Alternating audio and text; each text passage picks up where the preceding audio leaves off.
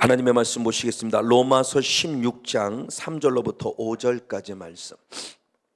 로마서 16장 3절로부터 5절까지 말씀. 우리 함께 한번 한 목소리로 함께 합독하시도록 하겠습니다. 시작. 너희가 그리스도 예수 안에서 나의 동역자들인 브리스가와 아굴라에게 문안하라. 저희는 내 목숨을 위하여 자기의 목이라도 내어 놓았나니 나뿐 아니라 이방인의 모든 교회도 저에게 감사하느니라. 또 저의 교회에게도 문안하라. 나의 사랑하는 에베네도에게도 문안하라. 저는 아시아에서 그리스도께 처음 익은 열매니라. 아멘. 할렐루야. 로마서 16장을 이제 강의를 들어가면서 12장부터 예배자의 삶, 구원받은 자는 마땅히 하나님을 예배해야 된다고 그랬어요. 구원을 받았기에 예배하는 겁니다. 하나님을 찬양하는 겁니다. 하나님을 높여드린 겁니다. 근데 그 예배의 개념이 모여지는 예배도 있지만 오늘 로마서 12장에서 말씀하는 것은 모여지는 공동체 예배가 아니라 흩어진, 모여서 예배로 하나님께 영광 돌리고 은혜를 받았으면 이제 흩어져야 돼요. 우린 계속 변화산상의 영성 안에만 거할 수 없어요. 여기가 좁사오니 할 수 없어요. 주님은 흩어지라고 그랬어요. 가라고 그랬어요. 땅으로 내려가야만 합니다. 그곳에 가서 내가 받은 은혜에 영향력을 끼쳐야 돼요. 이게 흩어진 삶의 예배입니다. 가정 안에서 예배자의 삶이 있어야 되고, 직장 안에서 예배자의 삶이 있어야 되고, 교회라는 또 다른 그룹 안에서 예배자의 삶이 있어야 돼요. 역시 예수 믿는 사람은 다른 애라고는 모습이 있어야 되는 거죠. 그 구체적인 모습이 오늘 16장에서 말씀을 결론적으로 맺는 거죠. 그래서 지난주에 말씀에 16절 말씀까지 읽었는데 16절 말씀을 중심으로 서로 문안하라. 문안하는 것이 무엇이냐? 서로 인사하라는 건데, 그 인사한다고 할 때 가장 밑바탕이 중요하다고 그랬죠. 가장 밑바탕이 예의를 가져라는 거죠. 예의를 가진 서로의 문안. 내가 오래 다녔기 때문에, 내가 권세란 직분을 가졌기 때문에, 내가 목사란 직분을 가졌기 때문에 마음대로 하는 것이 아니라, 오히려 목사란 직분을 가졌으면, 장로님이라는 직분을 가졌으면, 권사님이라는 직분을 가졌으면 더 겸손하고 더 내려앉아서 상대방을 나보다 낮게 여기라 그랬죠. 그래서 빌립보서 2장 3절로 4절로 5절까지 말씀은 나보다 남을 더 낮게 여기라 그랬어요. 낮게가 아니라 나보다 높은 자로 여기라는 거죠. 훨씬 나은 존재로 여기라. 바로 이렇게 될 때 예의를 갖출 수 있죠. 그래서 베베라는 집사님의 예를 들면서 로마서 16장 2절 말씀에 보면 주 안에서 성도들의 합당한 예절로 그를 영접하라 그랬어요. 문안이라는 의미가 뭐냐는 거예요. 문안이라는 의미, 그냥 단순히 인사하라 이 차원이 아니라 정말 인격적인 성령님을 모신 자의 영성 안에서 가장 중요한 핵심이죠. 예의를 갖춰라. 예절을 다해서 상대방을 영접하라는 겁니다. 목사이기 때문에 더 주님의 마음을 닮아서 그를 영접해야 돼요. 상대방을 영접해야 돼요. 목사이기 때문에 대단한 존재가 아니라는 사실을 수없이 말씀을 드렸어요. 교회라는 공동체를 이끌어 가기 위해 하나님이 주신 직분일 뿐이죠. 집사님보다 나은 것도 아니고 권사님보다 나은 직분도 아니에요. 때로는 성경 안에 보면은 7 집사님이 사도들보다 더 위대하게 쓰임받은 걸 봐요. 목사라는 직분이 절대 높은 거 아니고, 집사라는 직분이 절대 낮은 상하 관계를 말하는 게 아니에요. 하나님이 그 교회에서 필요한 위치마다 일하게 주신 직분에 불과하다는 거죠. 그래서는 피차가 존경하는 마음, 피차가 겸손히 섬기고자 하는 마음. 그래서 서로가 문안하고 서로가 인사할 때는 예의를 갖춰라. 피차의 모습이죠. 그러면서 베베라는 집사님의 예를 들었을 때 그는 가장 중요한 게 오늘 지난주 말씀 2절 하반절의 말씀 마지막의 말씀이니까 나의 보호자가 되었다 그렇죠. 보호자가 되었다. 그 보호자도 프로스타템이라는 원어인데, 프로스타템이라는 원어의 의미의 모습은 내가 가지고 있는 모든 것들을 다해서 그를 지켜주는 자, 그리고 더불어 그를 세워주는 것이 보호자죠. 이게 보호자의 의미라고 그랬어요. 내가 그를 지킨다는 의미 속에서 너는 그러니까 엄마로서 아기를 보호한다는 이런 개념의 보호가 아니라 나보다 나은 자에게 그를 세워주는 거라는 거죠. 이게 프루스토템이 가지고 있는 보호자적인 개념이에요. 세워주는 거예요. 그러면 늘 베베라는 집사님은 가장 중요한 핵심이 결국 뭐냐? 사도 바울을 많은 사람들 앞에서, 그래서 프로라는 의미가 어떤 의미를 가지고 있느냐? 무엇 앞에라는 것 뜻이에요. 그러니까 많은 사람들 앞에서 그가 최고임을 세워줬다는 거예요. 그러면 이 베베라는 여자 집사님이 사도 바울을 세워줬을 때 그럼 사도 바울은 그랬냐? 아니다. 그 말씀 가운데서 중요한 1절에 지난주 말씀에 1절의 말씀에 보는 나는 이 베베를 너에게 천거한다 그랬어요. 천거한다는 역시도 보호자적인 의미를 가지고 있어요. 이건 뭐냐? 함께 세워간다는 의미예요. 베베 집사님은 보호자로서 바울 목사님을 세워줬다면 바울 목사님은 베베라는 여자 집사님을 함께 서가도록 세워줬다. 똑같은 의미예요. 같이 세워져 가는, 그렇죠? 성도님이 목사님을 사랑하고 존경하고 섬겨 주었더니 또한 반면에 목사님은 성도님을 똑같이 동일하게 피차가 세워주는 거죠. 이게 가장 건강한 교회겠죠. 남편은 아내를 세워줘야 되고 아내는 남편을 세워줘야 되고 부모님은 자녀들을 세워줘야 되고 자녀들은 부모님을 세워줘야 되고 너무너무 귀한 것이죠. 이게 천국의 모습이죠. 주님은 늘 우리를 세우셨어요. 당신은 죽어지고 우리를 살리기 위해서 당신이 우리를 세워준 것처럼 이제 우리들의 영성 안에도 이 은혜를 입은 자가 되었기에 어떤 환경 어떤 조건에 있든지 서로 무난하고 서로가 세워주고 서로가 하나 되지는 모습으로서 건강한 가정, 건강한 영성, 건강한 교회를 이루어가는 저와 여러분이 되어지기를 주님을 축복하며 우리가 지난주의 말씀을 통해서 은혜를 나누었습니다. 이제 오늘의 말씀에서는 두 번째입니다. 두 번째, 사도 바울이 또 누구를 천거하느냐? 우리가 너무나 잘 알고 있고 많이 들었던 한 분입니다. 브리스길라와 아굴라라는 존재예요. 3절 말씀 한 번만 더 한번 읽어보겠습니다. 3절입니다. 시작.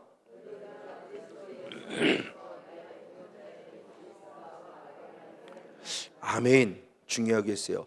처음에 베베라는 집사님을 천거했어요. 베베라는 집사님을 천거한 이유는 지금 겐그레아는 지역에 있는 베베라는 집사님이 로마서, 사도 바울이 쓴 로마서, 이 로마서를 가지고 로마 교회 성도들을 찾아가야 하기 때문에 가장 먼저 이 권위 있는 사도 바울이 쓴 이 편지를 가지고는 이분이 누구인가를 소개할 때 베베란 집사님을 소개하며 그는 나를 돕는 자라고 말하는 아주 중요한 모습이겠고, 그 다음에는 로마에 함께 거하고 있는 또 다른 존재 속에 있는 브리스길라와 아굴라를 소개합니다. 이 브리스길라와 아굴라 그랬을 때 오늘 본문에 보면서 브리스가라고 나왔는데 원래는 브리스길라의 애칭이에요. 애칭. 또 다르게 부르는 애칭이 브리스가고 우리가 우리가 할 때는 브리스길라라는 이름을 가져요. 근데 아굴라는 누구냐면은 아굴라는 본도라고 하는 곳에 태어난 유대인이에요. 디아스포라예요. 즉 그 이스라엘의 그 땅에 거하고 있는 사람이 아니라 이스라엘 떠나서 떠돌아다닐 수밖에 없는, 그렇죠? 바벨론의 포로가 된 이후에 흩어진 자들을 디아스포라라고 그러죠. 중요한 부분은 이 아굴라와 브리스라 같이 부부가 되어졌어요. 그래서 함께 믿음의 생활을 해나가는 가운데 49년 정도의 오늘 사도행전 18장 2절의 말씀에 보면은 글라우디오라는 황제가 있었는데 그 글라우디오라는 황제에서 유대인들을 결국은 로마라는 지역에서 쫓아냅니다. 그래서 어쩔 수 없이 추방 명령에 의해서 옮겨진 것이 어디냐? 고린도라는 지역에 먼저 도착하게 돼요. 한번 성경을 좀 확인해 보겠습니다. 사도행전 18장 2절. 사도행전 18장 2절입니다. 같이 한번 읽겠습니다. 시작.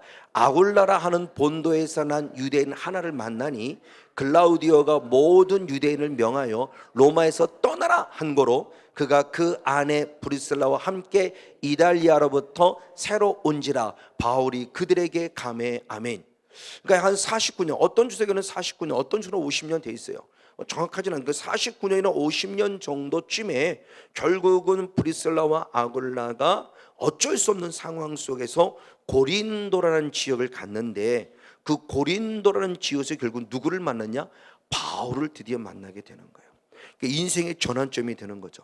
그러니까 누구를 만나가 참 중요하다는 얘기를 수없이 말씀을 드렸어요. 특별히 영적 싸움 속에서 제게서 왕벌이라는 얘기 있을 때, 그 왕벌 만남의 축복에 관한 있을 때 누구를 만나가 참 중요하다. 남편은 어떤 아내를 만나느냐, 아내는 어떤 남편을 만나느냐, 그렇죠? 자녀들은 어떤 부모를 만나느냐, 제자 같으면 어떤 선생님을 만나느냐. 근데 특별히 영의 세계 들어가 보니까 어떤 목자를 만나가 참 중요하구나. 정말 만남의 축복이 너무너무 중요한 사건이에요. 이 브리스길라와 아굴라의 인생이 완전히 새롭게 이렇게 터닝 포인트 될 수 있는 어떤 기점이 이 고린도라는 지역에서 바로 바울을 만났기 때문이다. 근데 그 바울을 만났을 때 처음부터 영적인 모습으로 만난 건 아니었어요. 육적인 모습이었어요. 업이었어요. 업, 직업. 그래서 2절과 3절을 뭐냐 보겠습니다. 2절 3절 말씀 보겠습니다. 2절 읽었으니까 그 바울이 그들에게 감해, 그러면서 3절의 말씀이 있습니다. 시작. 업이 무엇함으로 같음으로 함께 거하여 일을 하니 그 업은 장막을 만드는 것이었더라. 아멘. 그러니까 브리슬라와 아굴라의 직업도 장막, 올라면 텐트. 그리고 사도 바울 역시도 업이 있었으니 그 업이 결국 무엇을 만드는 거다? 텐트, 장막을 짓는 업을 가지고 있어요. 같이 만나게 됐어요. 처음부터 영적인 모습으로 만나진 않았지만 육적인 모습이지만 이 만남이 결국 놀라운 터닝포인트 될 수 있는 것처럼 오늘 우리들에게서도 바로 이런 전환점. 이때부터 브리스길라와 아굴라는 사도 바울을 돕는 아주 철저한 귀한 동역자가 되었죠. 그러면 이 동역자적인 의미가 과연 어떤 의미인가를 보면서 우리 한번 다시 본문으로 돌아와서 로마서 16장 3절 말씀을 한 번만 더 읽어보겠습니다. 같이 읽습니다. 시작. 너희가 그리스도 예수 안에서 나의 동역자들인 브리스갈라와 아굴라에게 문안하라. 아멘. 자, 우리가 동역자라는 이야기를 참 많이 들어요. 동역자. 그러니까 사전적 의미는 같은 뜻을 갖고 같은 마음을 갖고 같이 일하는 자의 개념이에요. 맞습니다. 틀린 건 아닙니다. 원래 원어를 봐도 쉰 에르고스예요. 쉰 에르고스가 쉰이라는 함께라는 뜻을 가지고 있는 쉰, 함께라는 뜻을 가진 쉰과 에르고라고 하는 동사, 이 동사는 일하다. 우리가 잘 알고 있는 에르곤, 행위를 얘기할 때 행함이 없는 그 행위, 행하다는 그 행위를 얘기할 때 에르곤인데, 에르곤은 명사이고 여기서는 뭐 동사, 에르고 일하다. 그래서 시네르고스 합쳐져서 시네르고스라는 원어예요. 그러니까는 함께 말대로 일하는 자예요. 함께 일하는 자. 이거는 그러니까 직역적으로 의미하면 함께 일하는 자인데, 의미적으로 보면은 우리나라 단어에서도 여러 모습으로 해석이 되어 있어요. 대표적인 게 고린도후서 1장 24절의 말씀을 보겠습니다. 고린도후서 1장 24절. 네, 같이 한번 읽겠습니다. 시작. 우리가 너의 믿음을 주관하려는 것이 아니요 오직 너의 기쁨을 돕는 자가 되려 함이니 이는 너희가 믿음에 섰음이라. 아멘. 사도 바울이 고린도 교회를 향해서 얘기하는 겁니다.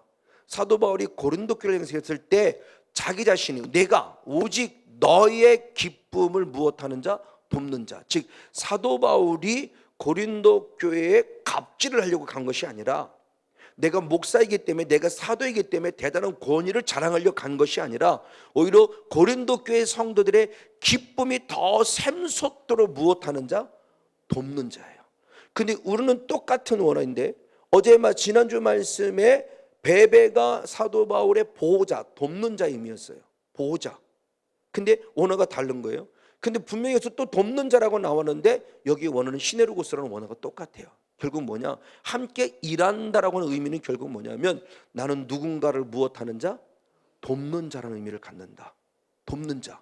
그리고 또 하나의 부분 속에서 에바브로디도라는 존재가 또한 중요한 존재인데, 빌립보서 2장 25절의 말씀을 봅니다. 빌립보서 2장 25절. 네, 역시 한번 읽겠습니다. 시작. 그러나 에바브로디도를 너에게 보내는 것이 필요한 줄로 생각하노니 그는 나의 형제요 함께 수고하고 함께 군사된 자여 너의 사자로 나의 쓸 것을 돕는 자라. 아멘. 이종선 목사님께서 협력사역자가 되면 오리엔테이션 할 때 저 말씀을 계속 인용해서 많이 얘기를 해요.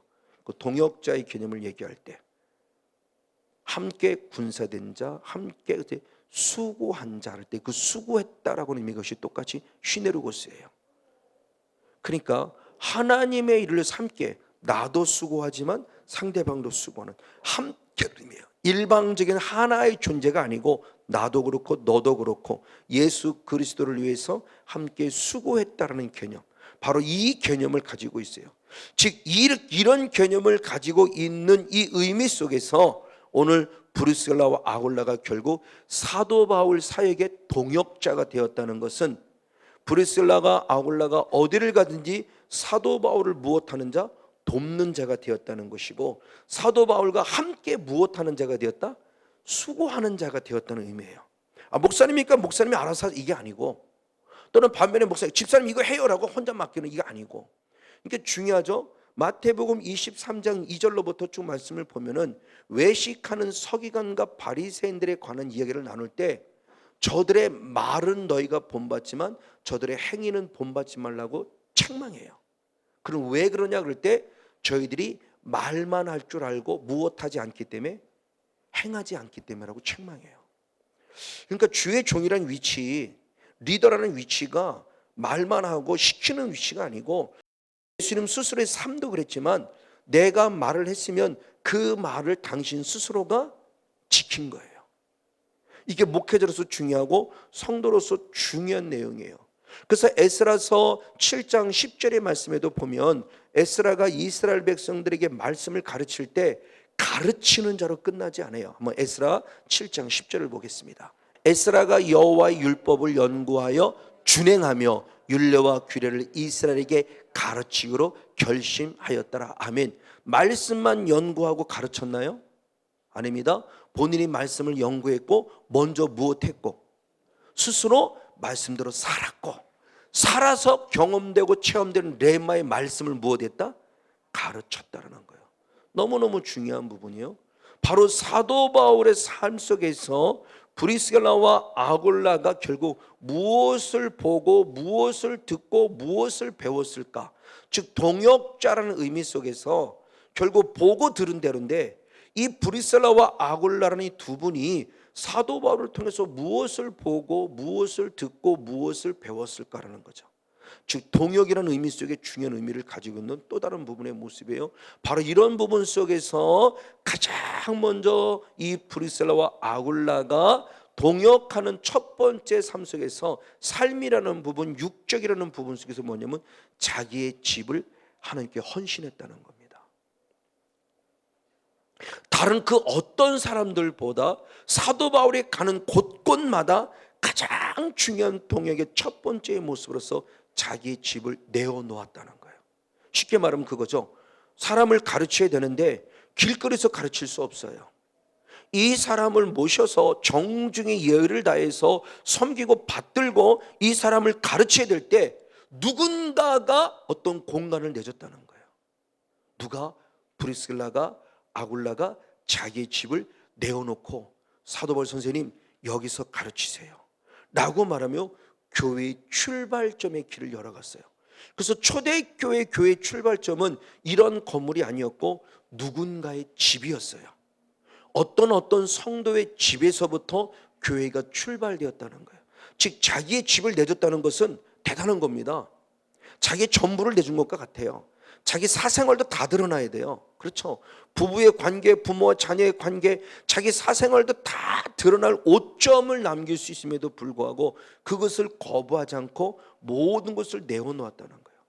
대표적인 새 교회의 새라는 새 지역을 계속 사도 바울을 따르면서 내는데 대표적인 고린도 교회죠. 한번 고린도전서 16장 19절의 말씀을 봅니다. 고린도전서 16장 19절. 네, 역시 한번 같이 있습니다. 시작. 아시아의 교회들이 너에게 문안하고 아굴라와 브리스가와 및 그 집에 있는 교회가 주 안에서 너에게 간절히 문안한다. 자, 아시아에 있는 교회들이 너희에게 문안하고, 고린도 교회에 문안하는데 특별히 누구의 구체로 들어갔을 때 누구에게 문안이냐? 브리스길라와 아굴라, 아굴라와 브리스가. 그런데 단순히 사람인 브리슬라와 아굴라뿐만이 아니라 그 어디에 있는 교회? 집에 있는 교회. 즉 그가 희생하고 헌신해 내는 너희들의 집에 있는 진정한 교회. 그 교회는 가정의 교회가 아니죠. 그 가정 안에 모여있는 고린도 교회 수많은 많은 사람들의 모습들이 숨어있는 그들의 모습, 그 모든 성도들의 교회를 다 통칭하는 거죠. 그들에게 무엇한다? 문안한다라고 인사하면서 결국 고린도라는 지역 안에 자신의 집을 아낌없이 내어서 헌신함으로 성도들이 마음 편안하게 공간을 확보해 준 거죠. 그렇죠. 마음껏 예배할 수 있도록 자기의 공간을 내오는 절대적 헌신이에요. 이게 그냥 쉽지 않습니다. 두 번째의 모습은 바로 이 이후에 에베소란 지역으로 사도 바울이 옮기죠. 에베소란 지역으로 옮겼을 때 에베소란 지역에서도 똑같이 사도 바울은 또 자기의 참 브리스라와 얼른 자기의 집을 내놓아요. 역시 한번 있습니다. 디모데후서 4장 19절의 말씀을 봅니다. 디모데후서 4장 19절.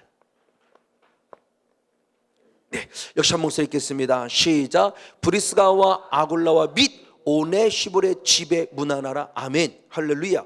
자, 에베소 교회는 브리스가와 아굴라뿐 아니라 또한 오네시보로도 집을 내놓고 교회가 형성될 수 있도록 교회가 교회다 볼수록 헌신한 자 있어요. 근데 그 존재 가운데 한 분인 브리스가와 아굴라와 브리스가 역시 자기 집을 내어놓았어요.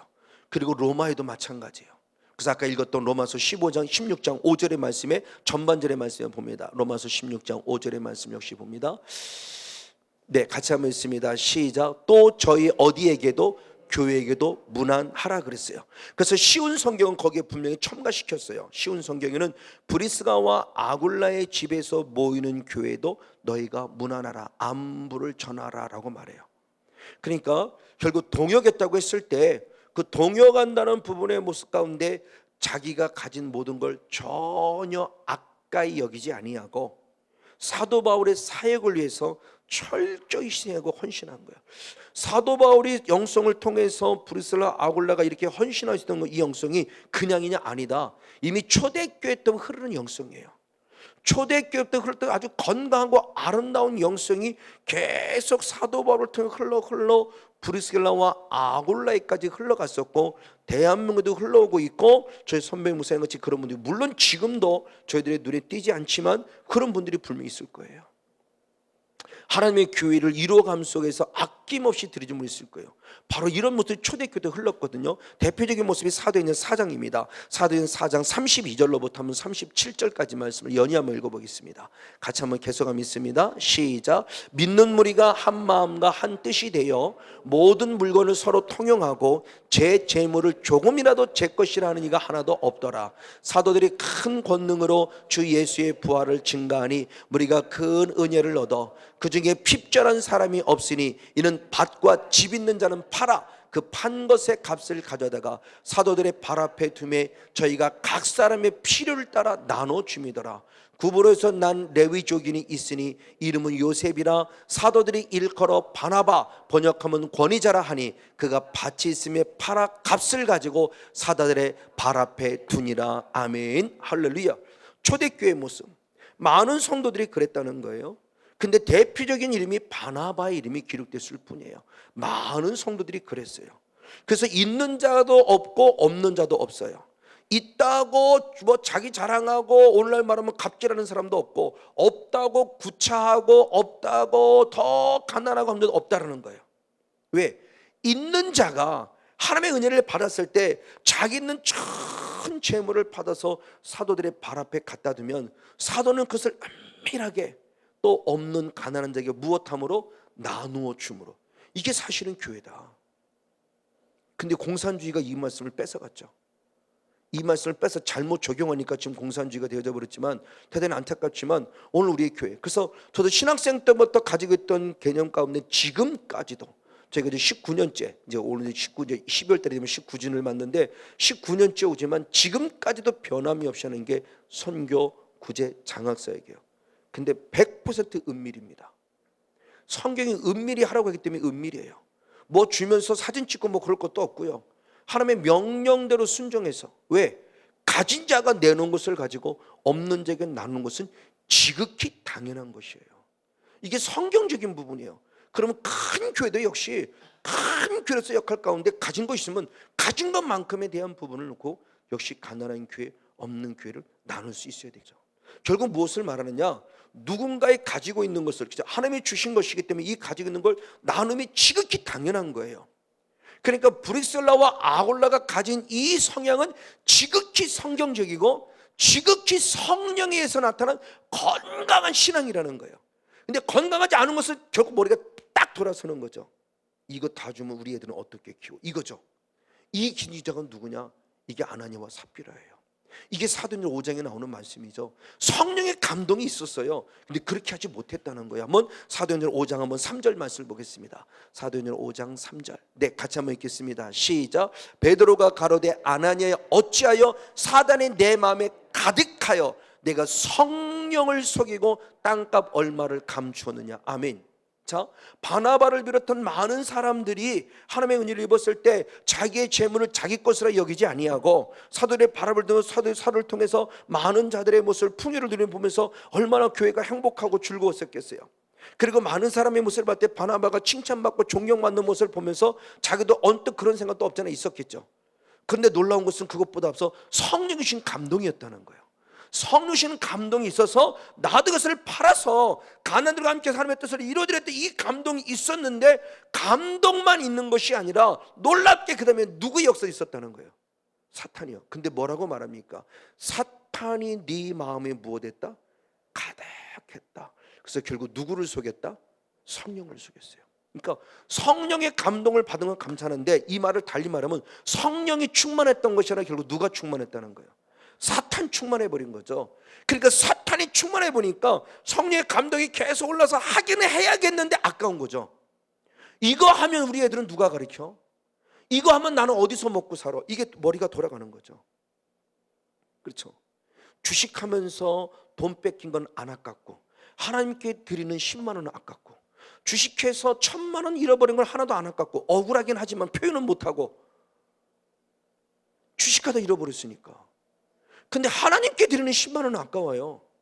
누군가에게 교제하기 위해서 누군가에게 구제하기 위해서 은밀하게 주는 모습은 아까운 거예요. 드러나지도 않고 누군가가 인정해주면 인정해주는 좀 고맙긴 할 텐데 교회는 인정도 못하게 하고. 자, 무엇을 말하고자 원하느냐?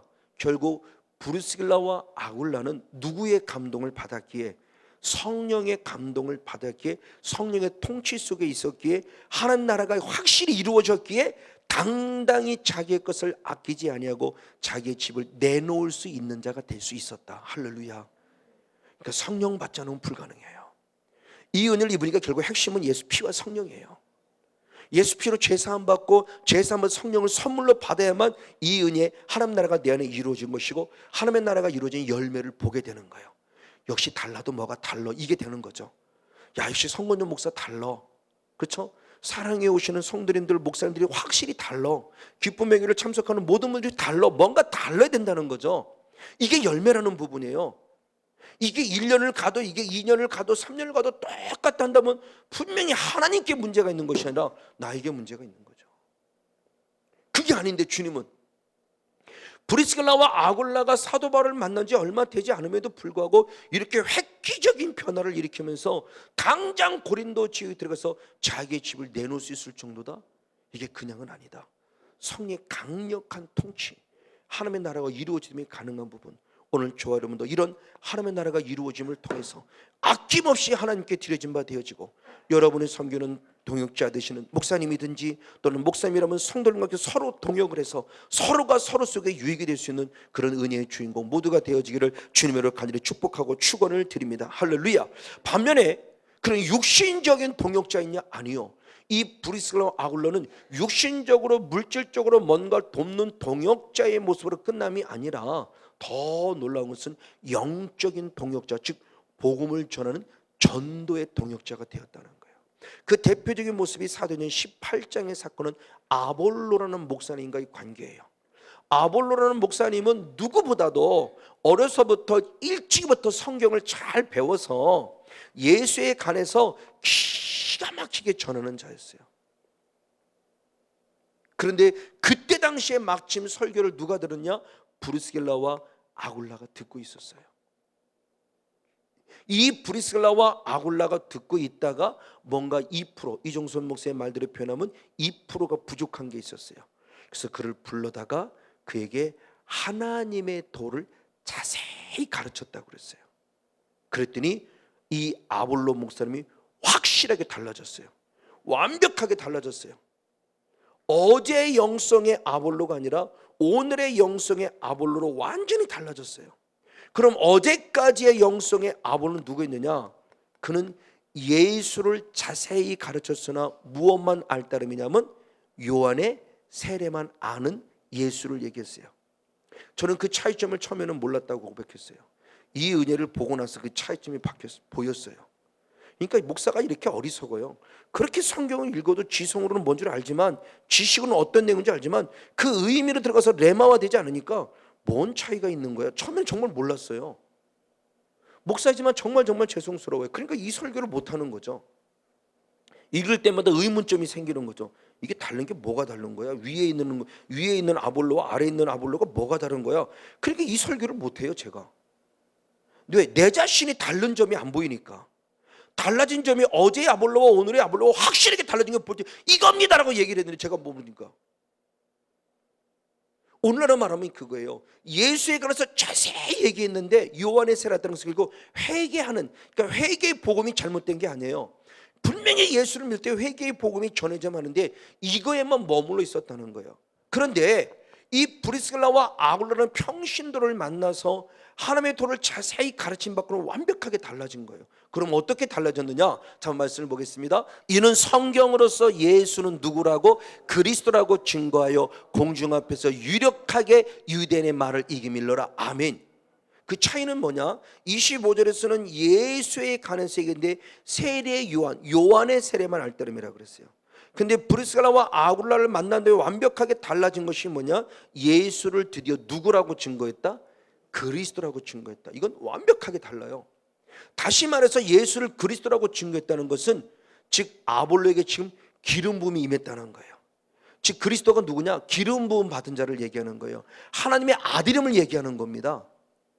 사도 바울을 통해서 이 은혜를 입은 자, 이 모습이 있을 때 아볼로는 아직도 그냥 회개 예수만 얘기했단다면 이 브리스길라와 아굴라를 만나니 완벽하게 달라진 예수는 하나님의 아들입니다. 이 예수는, 그리고 이분이 그리스도이십니다. 우리의 대제사장으로 오셨고 우리의 선자로 오셨고 우리의 왕으로 오신 그리스도입니다 라고 말하며 기름 부음 받은 자로서의 모습 가운데 성령 충만한 능력과 은혜를 갖고 복음을 증거는 확실히 달라졌다는 거예요. 그 증거가 뭐냐? 19장의 말씀에 에베소 교회예요.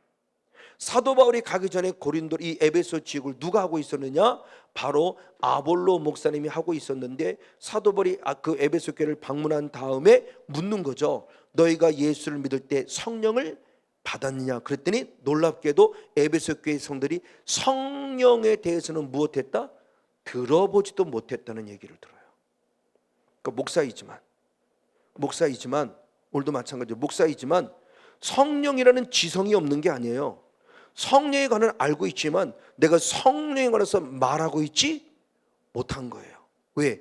내게 성령의 기름 부음이 약하니까.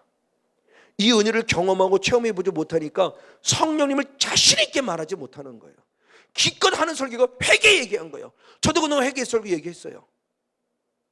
근데 이 은혜가 능력이 나타나고 나니까 회개와 플러스 성령이에요. 예수 피와 성령이에요. 이 피와 성령은 뗄래야 뗄 수 없는 관계예요. 이게 바로 구약 성경에 번제단의 영성부터 있었다고 분명히 말씀을 드렸죠.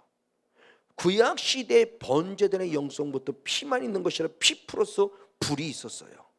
근데는 전통적인 신에서 피만 얘기했어요. 피만 얘기 틀린 게 아니에요. 부족한 불을 얘기하지 못했고 불을 전해주지 못했고 불을 흘려보내지 못한 거죠. 이렇게 달라지기 시작했어요.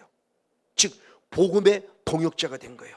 물질만 돕는 자, 내 집을 내놓는 동역자가 아니라 내가 가지고 있는 은혜, 능력을 같이 흘려보냈어요. 즉 브리스길라와 아굴라는 성령이 임했다는 것이죠. 그 임한 내게 받은 성령 능력을 말씀 가운데 전했더니 아볼로는 말씀만 듣고도 성령 받았기에 성경으로서 드디어 예수를 그리스도라고 발견하기 시작했고 그 증거했을 때 유대인들을 이기기 시작했더라. 할렐루야. 완전히 차원이 다른 거예요. 그래서 성의할 때 그리스도를 얘기를 하는 겁니다. 그리스도는 뭔가에 대한 부분을. 그 지성이 알고 있는 그리스도의 개념이 아니라 진정한 그리스도 기름 부음이 뭐냐라고 하는 부분의 모습을 얘기하면서 이번 목회성에도 성령 받는 원리와 더불어 특별히 성령이 내주시는 유익, 능력이라는 현장에 나타나 현실적인 이런 능력적인 차원이 아니라 내면 속에서 결국 내 안에 그 성령님이 내게 어떤 유익을 주고 있는가에 대한 부분을 목사님과 나누었던 거죠. 바로 이런 부분들 너무너무 중요한 부분이에요. 그러면 브리스길라와 아굴라는 그럼 어떻게 영성이 흘렀냐는 거죠. 역시 사도 바울을 통해서 보고 듣고 배우, 이게 임파테이션 흐른 거죠 결국. 그래서 사도행전 18장 5절의 말씀을 봅니다. 사도행전 18장 5절하고 11절을 봅니다. 사도행전 18장 먼저 5절을 봅니다. 같이 있습니다. 시작. 실라와 디모데가 마게도냐로서 내려오매 바울이 하나님의 말씀에 붙잡혀 유대인들에게 예수는 누구라고 그리스도라고 밝히 증거했다. 할렐루야. 사도 바울이 예수를 누구라고 증거했다? 그리스도라고. 단순히 예수를 얘기하지 않았어요. 예수는 그리스도예요. 이거를 얘기해야만 이게 진리인 거예요. 이게 복음인 거예요. 이것을 얼마 동안 했냐? 11절의 말씀을 봅니다. 11절의 말씀 역시 있습니다. 시작. 1년 6개월을 유하며 그들 가운데 하나님의 말씀을 가르치니라. 아멘. 결국 사도 바울을 통해서 브리스길라와 아굴라는 1년 6개월 동안 사도 바울을 통해서 뭐를 배웠다는 거예요? 예수는 그리스도라는 내용을 1년 6개월 동안 계속 보고 듣고 배운 거예요. 그렇죠? 믿음은 어디에서 난다? 들은 거죠. 반복적으로 들은 거예요. 들었을 때 단순히 소리로만 듣고 지성으로만 아니라 계속 사도 바울을 같이 업을 만나면서도 만났을 것이고 수시로 만났을 때 지난주 말씀에 임파테이션을 늘 나누었죠. 임파테이션이 결국 뭐냐는 거예요. 서로 대화를 나누고 서로 함께하고 서로 눈만 마주 서로 손만 잡아줘도 내 안에 있는 것으로 무엇한다? 흘러갔을 때 결국 아볼로와 브리스길라는 그 성령의 은혜 안에 젖어주신 거죠. 그래 내 안에 젖어진 그 예수를 그리스도라고 당당히 증거했을 때 아볼로에게도 흘러갔던 것이고, 그러니까 아볼로도 이제는 이 은혜를 잊고 당당하게 예수를 그리스도라고 증거했더니 드디어 유대인들을, 나를 방해하고 복음을 방해 유대인을 이기기 시작하는 역사가 나타나기 시작했던 거. 할렐루야. 맞아요. 그럼 사도 바울은 이걸 어떻게 입었느냐? 사도 바울도 그런 영성인데 사도 바울은 어떻게 입었냐는 거예요. 이게 사도행전 9장에 나오는 말씀을 통해서 보면은 분명히 예수님을 핍박했고 박해했고 예수 믿는 사람을 핍박하고 박해했던 데는 놀라워요. 아나니아를 통해서 안수받을 때 어떤 사건이 벌어졌냐? 내 눈에 있는 비늘이 무엇해졌고? 벗겨졌고, 그리고 내가 성령이 충만함을 입었어요. 이게 임파테이션이에요. 그리고는 사도 바울의 사역이 바뀐 거예요. 한번 사도행전 9장 18절부터 말씀을 봅니다. 18절로부터 17절로부터 먼저 볼게요. 17절을 먼저 보고 9장 17절 같이 있습니다. 시작. 아나니아가 떠나 그 집에 들어가서 그에게 안수하여 가로되 아멘. 형제 사울아, 주 곧 내가 오는 길에서 나타나시던 예수께서 나를 보내어 너로 다시 보게 하시고 성령으로 충만케 하신다 하니 아멘. 그리고 안수하는 순간 사도 바울의 눈에서 즉시 비늘이 벗겨지면서 영안이 확 뜨인 거죠. 그러면 어떻게 바뀌었냐는 거예요. 그리고 바로 20절의 말씀, 이렇게 말씀, 20절의 말씀에 같이 있습니다. 시작. 즉시로 각 회당에서 예수는 누구다? 하나님의 아들이심을 전파했다. 그러 듣는 사람이 다 놀라 말하되 이 사람이 예루살렘에서 이 이름 부르던 사람을 잔인하던 자가 아니냐? 여기 온 것도 저희를 결박하여 대제사장들에게 끌어가고자 함이 아니냐 하더라. 사울은 힘을 더 얻어 예수를 누구라고? 그리스도라고 증명하여 다메섹에 사는 유대인들을 무엇했다? 굴복시키니라. 아멘. 성령을 확실히 받고 나니까, 성령 받기 전까지는 하나님 믿는다고 하면서 핍박자가 되었다가 성령을 받고 나니까 아나니아를 통해서 안수받고 성령이 임해지면서 내 육의 비늘이 벗기며 영안이 활짝 열리자마자 예수는 누구이고 하나님의 아들이고 메시아라는 거죠. 예수는 누구이고 그리스도임을 증명했을 때 누구를 굴복시키더라? 유대인들을 굴복시키더라. 아멘. 할렐루야. 그러니까 예수를 그리스도로 하나님의 아들을 믿는 건 이건 그냥 예수를 단순히 우리가 알고 있는 그냥 일반적인 개념 속의 예수의 개념이 아니라는 거예요. 그 예수는 반드시 하나님의 아들이다. 그 예수는 반드시 말씀 안에 기록된 그리스도다, 메시아다, 이거라는 거예요. 그래서 예수님의 제자 베드로도 주는 그리스도시요 살아계신 하나님의 아들이십니다 고백할 때 칭찬받죠. 예수님이 그리스도로 믿어집니까? 기름 부음 받아 믿어집니까? 우리가 기다리는 메시아로 믿어집니까? 맞아요. 그 예수가 믿어질 때 하나님의 아들이고 그리스도를 믿어질 때 진정 구원의 반열에 섰다는 거예요. 이 복음을 증거하는 거예요.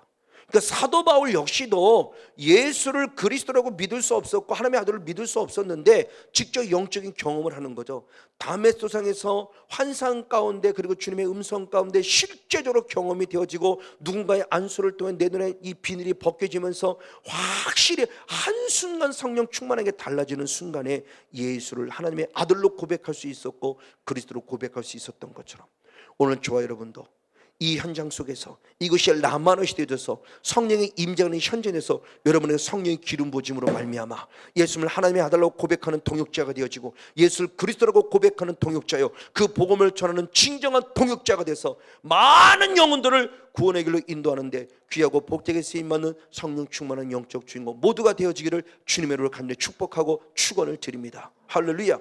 그러면서 그것이 두 번째입니다. 그게 두 번째 모습을 다시 한번 로마서 16장 우리 한번 4절 말씀을 읽어보시겠습니다. 로마서 16장 4절.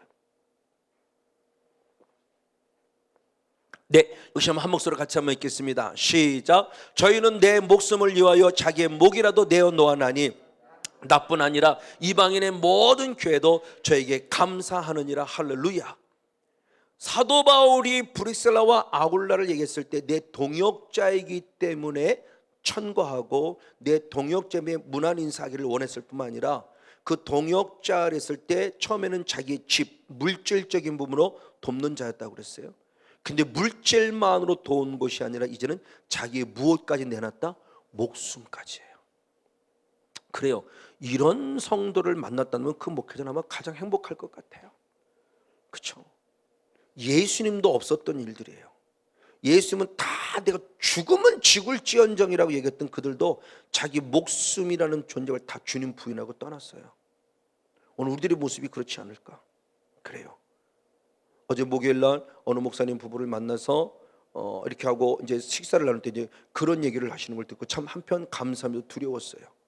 하나님 앞에 기도하면서 하나님 마지막까지 그 생명 지킬 수 있게 될까 기도했습니다만 뭐라고 말씀하시느냐? 그렇죠. 일반적인 모습 속에서 지금 우리가 아는 대로 이종순 목사님이 대단히 안타깝지만 이단 소리를 듣고 있어요. 너무너무 안타까운 얘기죠. 그 한 사람의 잘못된 사람이 글을 올리는 바람에 그 스스로가 이대복이라는 그분 스스로가 절대 정통적인 교단에서 인정받지 않는 부분인데 그 한 사람이 올려놓은 잘못된 글 때문에 지금 얼마나 많은 아픔을 겪고 있는지 몰라요. 지금 만약 이단에 넣으면 방송에 나갈 수도 없고 기독교 방송이나 구티비나 이런 데 절대 나갈 수가 없죠.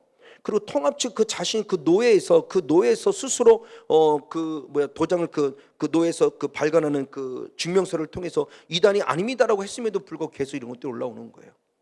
그때 이런 부분에 올라왔을 때 어떤 사람들의 모습은 맞아 이단이래라고 말하며 떨어져 나갈 수 있음에도 불구하고 아니야 말씀 안에 있고 믿음 안에 있고 건강한 영성 왜 결국 열매를 보면 안다고 했으니까 그분이 교만이 있고 그분이 뭔가 남에게 자꾸 드러내려고 그러고 뭔가 이런 분이었다면 우리는 분명히 아니라고 볼 수 있을 거예요. 근데 그분은 끝까지 겸손한데 섬기고 있단 말이에요. 그냥 한국만큼 이단이 많은 데는 없어요. 뭐 웬만하면 뭐 조영기 목사님 시작해서 요새 한참 뜨고 있는 뭐 소강성 목사님도 보면 이단이라고 그러면 웬만하면 다 이단이에요. 도대체 뭐 때문에 이단인지 모르지만 조금만 영적인 것만 얘기하면 이단. 정말 참 한국은 너무 이단이 많아요. 어찌됐든 바로 이런 부분들 속에서 많은 사람은 대단히 안타깝지만 다 떠나는데 기쁨의 교회 협력 사역자들은 기쁨의 교회 있는 성도님들은 그런 것들이 있어도 떠나지 않는 걸 보면서 참 대단한 분이들이다. 목숨을 거는 것과 마찬가지 얘기를 들으면서 한편 감사하면서 한편 두려웠어요. 맞아요. 이겁니다. 정말 좀 우리들의 신앙이 그렇죠. 예수님께서도 예수님 당시에는 다 이단이라는 소리를 들었어요. 근데 끝까지 12제는 주님을 떠나지 않았고 마지막 남은 사람이 결국은 120명이었죠. 예수님의 부활을 목격한 사람이 고린도전서 15장 6절 위에 보면 500명이 넘는다고 그랬는데 그 500명 가운데 마지막까지 예수님의 말씀에 순종해서 남은 예루살렘을 떠나지 않은 사람은 120명이었어요. 그럼 380명은 어디 갔냐는 거죠. 물론 나중에라도 성경이 기록된 자지만 분명 저는 회개하여 돌아왔으라고 믿어요. 그러나 나중에 회개하고 돌아오기 이전에 하나님께서 내 선함을 기억해 줄 수 있는 히스기야가 얘기하죠. 하나님 내 선함을 기억하시옵소서. 느헤미야도 기록합니다. 하나님 내가 하나님 앞에 하는 선한 일을 한 것을 기억해달라고 그래요. 바로 하나님을 기쁘게 드리는 글, 그렇게 기도할 수 있고 그렇게 당당히 주님 앞에 고백할 수 있을 만큼의 우리의 모습, 우리들의 삶, 목숨을 지킬 수 있는 삶, 바로 이런 삶의 모습이 브리스길라와 아굴라에게 있었다는 거예요. 이 브리스길라와 아굴라의 모습을 통해서 보면은 고린도후서 11장 23절의 말씀에 보면은 여러 번 죽을 고비가 있었다고 그래요. 그러니까 언제 정확하게 사도 바울의 목숨을 자기의 목에로 내놓았는지는 기록되어 있지는 않아요. 그러나 많은 주석가를 살펴봤을 때 아마 사도행전 19장의 말씀에 에베소에서 복음을 전하면서 우상 숭배를 정확하게 질타했을 때 그 우상을 만드는 우장색들, 그 은장색들과 그리고 유대인들, 끝까지 사도 바울을 쫓아 핍박하는 유대인들이 바로 봉기를 일으킨 거죠. 아마 그때 구하지 않았을까라고 보통 유추를 해요. 어찌됐든 사도 이 브리스라와 아굴라는 자기의 목숨을 자기 것이라 생각하지 않고 하나님께 드린 목숨이기에 하나님을 신뢰하기에 주의 종을 신뢰한 사도 바울을 신뢰해서 끝까지 목숨 걸고 나갔다는 것은 참 대단한 신앙이다. 오늘 저와 여러분들 바로 이런 모습 가운데 나는 과연 어떤 신앙의 모습을 가지고 있는가를 우리가 한번 점검해보고 생각해보지 않을 수 없습니다. 그 대표적인 인물이 에바브로디도입니다. 우리 한번 에바브로디도 한번 더 보겠습니다. 아까 전에 읽었지만 빌립보서 2장 25절 말씀 한번 더 읽어보겠습니다. 같이 한번 있습니다. 시작. 그러나 에바브로디도를 너에게 보내는 것이 필요한 줄로 생각하노니 그는 나의 형제 함께 수고하고 함께 군사된 자요 너희 사도로 나의 쓸 것을 돕는 자라. 때 함께 수고한 자, 아까 했던 동역자예요. 그러니까 나의 동역자라는 거예요. 그러면 무엇을 통해서 여러 가지 모습이 있어요. 나의 형제이고 함께 동역자이고 함께 군사된 자이고 함께 너희 사도를 쓸고 돕는 자라 했을 때 30절의 말씀을 보면 어떤 자였느냐, 그거 이렇게 부릅니다. 30절을 봅니다. 30절 네, 같이 한번 읽겠습니다. 시작. 저가 그리스도의 일을 위하여 죽기에 이르러서도 자기 목숨을 돌아보지 아니한 것은 나를 섬기는 너희의 일에 부족함을 채우려 함이니라. 아멘. 즉 에바브로드는 사는 동역자로서 결국 자기가 무엇을 걸었다는 거예요? 목숨. 죽을 뻔한 고비를 넘긴 거예요. 근데 하나님의 특별한 일을 살려주시는 거예요. 그래서 다시 빌립보 교회에 보내면서 에바브로드가 이렇게 너희들이 나를 섬길 대신해서 목숨 걸고 섬겼으니 이 에바브로드를 잘 대접해 주라는 그런 의미 속의 편지를 쓰는 거죠. 이 에바브로드는 결국 뭐냐? 오늘 우리들이 하나님께 대하여, 예수님께 대하여, 선인께 대하여, 그리고 주의 종을 대하여 목회되는 성도를 어떤 자세로 목회를 해야 할 것인가를 생각해 보는 내용이죠. 이 브리스라와 아굴라가 걸어간 길이에요. 목숨이었어요. 그런가 반면에 갈라디아 교회도 역시 마찬가지였어요. 갈라디아 교회 성도들 역시도 사도가 그랬습니다. 갈라디아 4장 15절의 말씀을 봅니다. 갈라디아 4장 15절 말씀, 네, 같이 한번 보겠습니다. 갈라디아 4장 15절입니다. 시작. 너희의 복이 지금 어디 있느냐? 내가 너희에게 증거하노니 너희가 할 수만 있었다면 너희 눈이라도 빼어 나를 주었으리라. 할렐루야.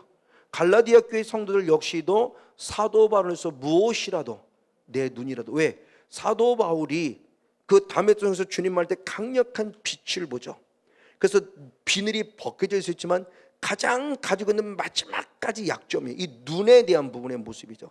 그래서 사단의 가시를 얘기했을 때 고린도 12장에 사단의 가시를 대 이 눈이죠. 이 눈에 대한 모습을 치료해 주기를 원했던 거예요. 또 어떤 주는 물론 간지를 얘기하기도 해요.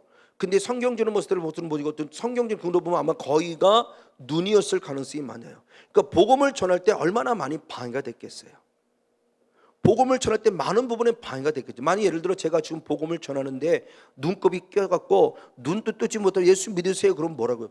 너나 치유받고 예수를 믿으라고 그래요. 아마 이렇게 얘기하는 사람이 분명히 있었을 거예요. 유대인들이 계속 핍박했겠죠. 그러니까 얼마나 간절한 기도 제목이었겠어요. 그 기도 제목을 알고 있고 그 어려움을 알고 있는 갈라디아 교회 성도는 어떻게 했다? 자기들의 눈이라도 빼서 바울의 눈을 건강한 눈으로 만들어주고 싶은 이런 마음을 가지고 있었다. 이것만으로도 사도 바울이 기뻤다는 거죠. 이런 모습을 가지고 있었다는 거예요. 맞아요. 그런가 반면에 사도 바울 역시도 마찬가지예요. 사도 바울 역시도 예수를 위하여 그리고 많은 성도들을 위하여 자기의 목숨을 내놓았다. 그래서 사도행전 2장 20장 24절의 말씀에 보면 하나님의 주신 사명, 예수에게 주신 사명, 그 사명을 감당하기 위해서는 내 생명을 조금 더 귀한 것으로 여기지 않는다고 고백했고, 대표적으로 데살로니가전서 2장 8절, 데살로니가 교회를 향해서는 이렇게 말씀했습니다. 데살로니가전서 2장 8절의 말씀을 봅니다. 역시 한번 있습니다. 시작. 우리가 이같이 너희를 사모하여 하나님의 복음으로만 아니라 우리의 목숨까지 너에게 주기를 즐겨함은 너희가 우리의 사랑하는 자가 됨이니라. 아멘. 사도 바울은 데살로니가 교회 성도로서 무엇을 주기를 주저하지 않았다? 자기 목숨. 이게 결국 예수님의 길이죠. 이게 결국 예수님이 걸어가신 길이에요. 구약 성경을 봐도 모세 역시도 마찬가지죠. 출애굽기 32장 32절의 말씀에 보면은 우상 숭배하지 말라고 했는데 결국은 하나님을 우상으로 만들었죠. 금송아지로. 그 사람이 진노에서 그를 죽여버리려고 합니다. 그때 모세가 손들죠. 뭐라고 고백합니까? 주님, 저들을 살려주시옵소서. 내가 무엇할지언정 생명록에서 지워줄지언정. 생명록에서 지워진다는 것 내가 어떻게 된다는 거예요? 지옥 가겠다는 거예요. 하나님, 내가 대신해서 지옥 갈 테니까 우리 살아가는 백성들 한 번만 더 용서해 주세요. 그 기도가 하나님을 감동시켜서 결국 모세도 살고 이스라엘 살은 역사가 나타나죠. 참 이 말씀을 스스로 준비하면서 성목사, 그럼 너는 과연 성도를 위해서 목숨 바칠 수 있느냐는 이 질문을 해보는 겁니다. 스스로에게 스스로 질문을 해보는 거예요. 하나님, 나는 그렇게 하기를 원합니다. 이렇게 고백을 했어요. 그렇게 하기를 원합니다 고백을 했습니다. 한편 속에 정말 그런 상황이 온다면 내가 대신 성도들이 죽을 수 있을까? 지금까지는 정말 이렇게 하며 살기를 원한다고 말하며 목회를 해왔는데 정말 이런 상황이 온다면 내가 성도를 위해서 목숨을 사도 바울처럼 내놓을 수 있고 예수님처럼 내어놓을 수 있을까? 그렇다면 여기 계시는 목사님과 사모님도 더불어 마찬가지고, 또는 성도님도 마찬가지고, 성도님들은 브리셀라와 아굴라처럼 목사님을 위해서 목숨을 바칠 수 있나? 반면에 목사님들은 성도를 위해서 사도 바울처럼 목숨을 걸 수 있나? 우리가 스스로 한번 질문해 볼 수 있을 것 같아요. 하나님, 나는 과연 어떤 존재입니까? 하나님, 나는 부족합니다. 그러나 하기를 원합니다. 나를 도와주세요. 기도함을 통해서 이 사명 감당하는 저 여러분들을 주님의 간절히 축복하고 축원을 드립니다. 근데 이렇게 목숨 거는 것이 우리의 당당한 목회자의 본분이고 성도의 본분이라고 성경이 가르쳐줘요. 한번 성경을 확인하겠습니다. 요한일서 3장 16절입니다. 같이 한번 읽겠습니다. 요한 3장 16절입니다. 시작. 그가 우리를 위하여 목숨을 버리셨으니 아멘. 우리가 이로써 사랑을 알고 우리도 형제들을 위하여 목숨을 버리는 것이 무엇하다?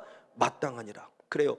진정한 승리, 그러니까 하나님 앞에 내가 하나님의 자녀라는 증거가 됐을 때 나 아닌 또 다른 사람을 위해서 무엇하는 것이, 목숨을 무엇하는 것이 성도의 마땅한 본분이라고 그랬어요. 자, 예수님께서는 분명히 말씀하셨어요. 로마서 8장 5절을 보겠습니다. 로마서 8장 5절을 보면 놀라운 사건이 기록되어 있습니다. 로마서 8장 5절입니다. 죄송합니다. 로마서 5장 8절. 죄송합니다. 로마서 5장 8절. 네, 같이 한번 읽겠습니다. 시작. 우리가 아직 죄인 되었을 때 그리스도께서 우리를 위하여 죽으심으로 하나님께서 우리에 대한 자기의 사랑을 확증하셨느니라. 아멘. 즉 목숨을 걸었다고 하는 것은 하나님의 무엇이에요? 사랑이에요.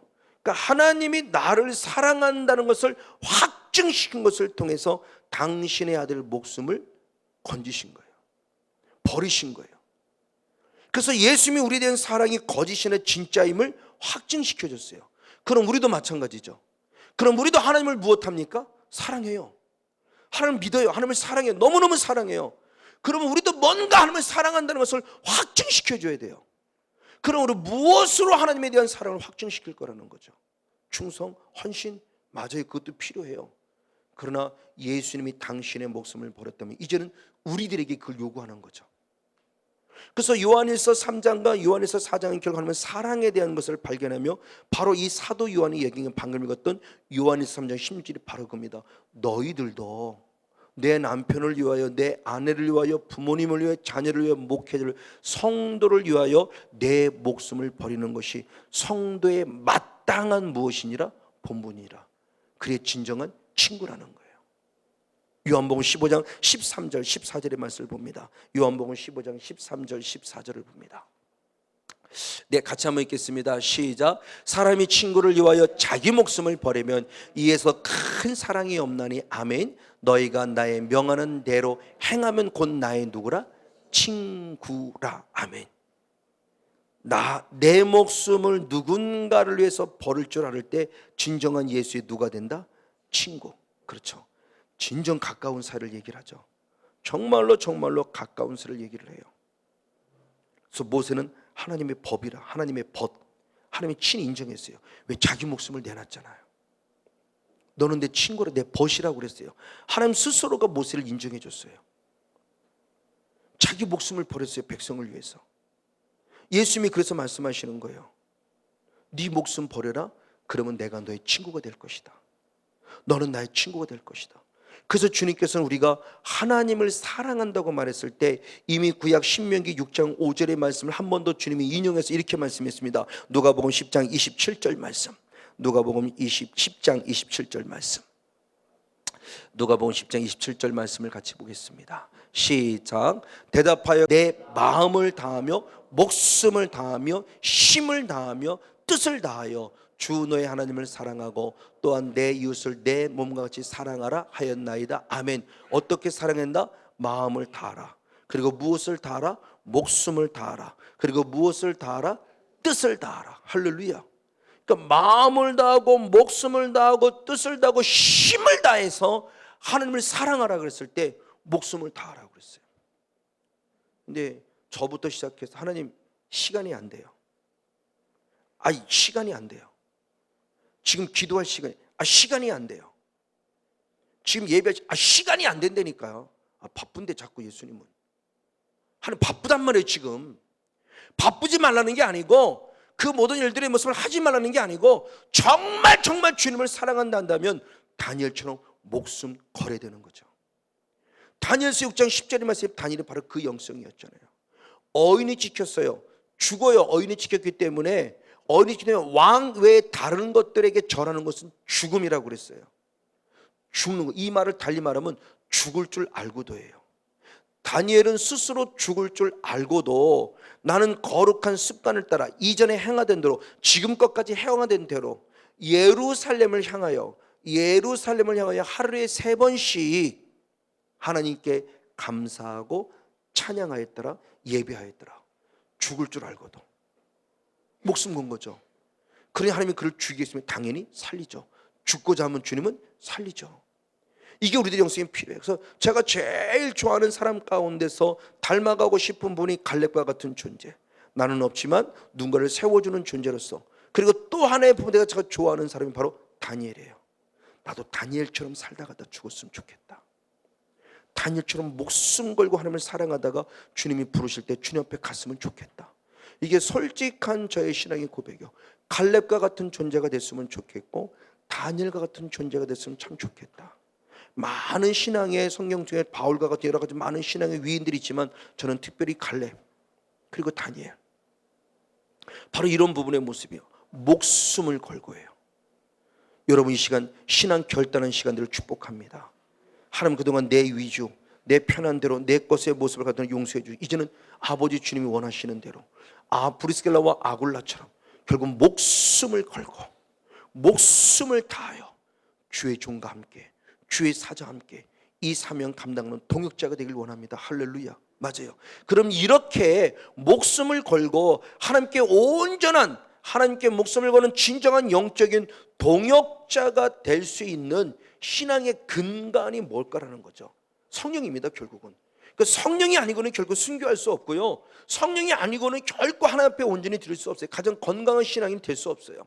그러니까 결국 성령이에요. 왜? 이 성령, 그래서 지난번 말했던 그 성령이 주는 유익에 대한 부분을 얘기했을 때 특별히 성령님은 능력의 모습이 아니라 인격적 그 본질 자체, 성령님 그 자체, 성삼위 하나님 분의 한 위였던 그 성령 그 자체, 그 성령님이 내게 임하셨을 때 내게 주는 유익이 뭐냐 라고 할 때 여러 가지 많은 것들이 있지만 로마서 8장의 말씀이 바로 그거죠. 사도 바울이 성령님을 발견한 것이 로마서 7장에 뭐를 했냐? 죄거든요. 죄. 누가 나를 이 사망의 몸에서 건져내랴.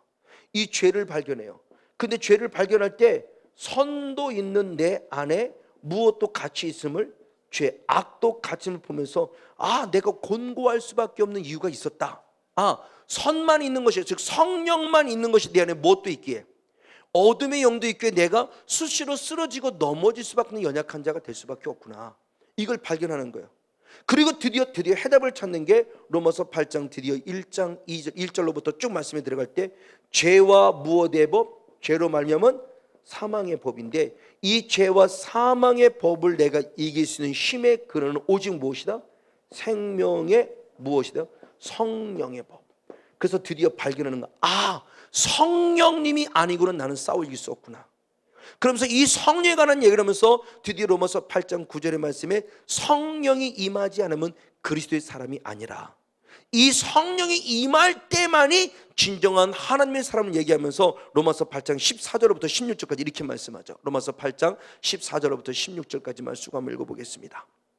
네, 같이 한번 읽습니다. 무릇 하나님의 영으로 인도함을 받는 그들은 하나님의 아들이라. 너희는 다시 무소하는 종의 영을 받지 아니하였고 양자의 영을 받았으므로 아바 아버지라 부르짖느니라. 성령이 친히 우리 영으로 더불어 우리가 하나님의 자녀인 것을 증거해 주신다. 할렐루야.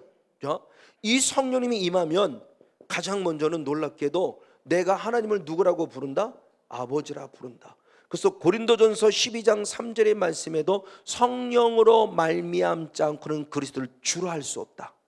성령 안에 있으면 가능하다. 그럼 이거로만 끝나냐? 아니다. 내가 하나님을 아버지라 부를 때 성령이 아버지라 부르게 하는 은혜뿐만 아니라 놀라운 것은 이 성령님이 내가 누구임을, 하나님의 자녀임을 무엇해 주신다? 증거해 주신다. 할렐루야. 그렇죠. 이게 구원의 확신이죠. 이게 구원의 확신이에요. 내가 환상을 봤기 때문에 구원의 확신이 있는 것이 아니고, 내가 예언을 하기 때문에 구원의 확신이 있는 것이 아니고, 내가 귀신을 많이 쫓아냈기 때문에 구원의 확신이 있는 것이 아니고, 이 성령이 내 안에서 하나님을 아버지라 당당하게 불러 순교할 수 있게 만들고, 그리고 그분이 드디어 그래 너는 내 사랑하는 아들이야 라고 주님이 증거해 주시기 때문이다. 이게 중보자가 되어주시는 예수님의 역할이라고 그랬죠. 하나님의 보좌 편에 우리의 누가 되신다? 변호자, 대언자가 되신다. 파라클레토스, 대언자 되어준다. 보혜사가 되어준다. 그분이 내 변호자가 되어주셔서, 맞습니다 하나님, 지금 성건영 목사가 회개했거든요. 그래서 내 피로 그 죄를 사했어요. 이 성건영 목사는 내 아들입니다 라고 주님이 변호해 주신다는 거예요. 증거해 주신다는 거예요. 그 성령님을 받지 않고는 불가능해요. 그 성령님을 그럼 받으려면 중에 핵심이 결국 뭐냐면, 여러 가지 가운데 가장 중요한 결국은 회개예요. 회개. 예수 피와 연결되는 분이 결국 회개입니다. 그 사도행전 2장 37절 38절 말씀에 이 하나님의 말씀을 듣고 내가 어찌할꼬 했더니 주님이 주시는 말씀이 회개하라. 그리고 무엇 받고? 죄 사함 받고, 그러면 너에게 무엇을? 성령을 선물로 주시라. 아멘. 그 회개가 이만큼 유익해요. 근데 회개가 안 된다고 하는 사람이 있거든요. 회개가 안 돼요? 이 말을 달리 말하면 성령을 선물로 공급받지 못한 거예요. 회개가 된다는 것 자체가 이미 성령이 내 죄를 책망하시기 때문에 그 죄의 모습을 너무너무 죄송스러워서 통곡하며 회개가 되는 것이고, 더 충만하게 계속 채워주는 선물을 공급받아야 된다. 아멘. 이렇게 성령이 충만할 때 드디어 신앙의 결단이 서요. 마지막 어떤 신앙의 결단이 서냐? 마지막입니다. 로마서 14장 7절 8절 2절 말씀. 로마서 14장 7절 8절입니다. 같이 있습니다. 시작. 우리 중에 누구든지 자기를 위하여 사는 자가 없고 자기를 위하여 죽는 자가 없도다. 우리가 살아도 주를 위하여 살고 주를 위하여 죽어도 주를 위하여 죽나니 그러므로 사나 죽으나 우리가, 할렐루야, 내가 살아도 주를 위하여 죽어도 주를 위하여 들을 수 있었던 것은 내가 누구 것이기에? 주의 것. 이게 구원의 확신이죠. 이 확신이 있으니까 순교가 두렵지 않은 거예요. 살아가는 살 자체가 행복한 거예요. 아멘. 베드로의 고백이 내가 죽으면 죽을지언정 절대 주님을 부인하지 않겠다고 말했던 그가 결국 자기 목숨 때문에 예수님을 몇 번이나 부인해요? 3번이나 부인해요. 여기는 성건영 목사 자신할 수 없어요. 오늘은 성령 충만에 자신할 것 같지만 내일 기도하지 않고 죄 속에 빠지면 성령 충만이 사라져버리면 한순간 베드로처럼 타락할 수 있어요. 베드로를 욕할 수는 없어요. 그리고 이 말을 달리 말하면 결국 베드로는 육성 속에서 육성을 가지고 나름대로 자기 의를 갖고 신앙생활을 잘했지만 결국 쓰러진 거예요. 무엇 받지 못했기 때문에? 성령. 그러나 베드로가 성령 충만받는 은혜를 공급받고 목숨을 걸어 결국 십자가에서 거꾸로 목숨을 걸고 하나님 앞에 순교하여 자신의 삶을 드렸던 것처럼 오늘 우리들의 모습도 성령 받읍시다.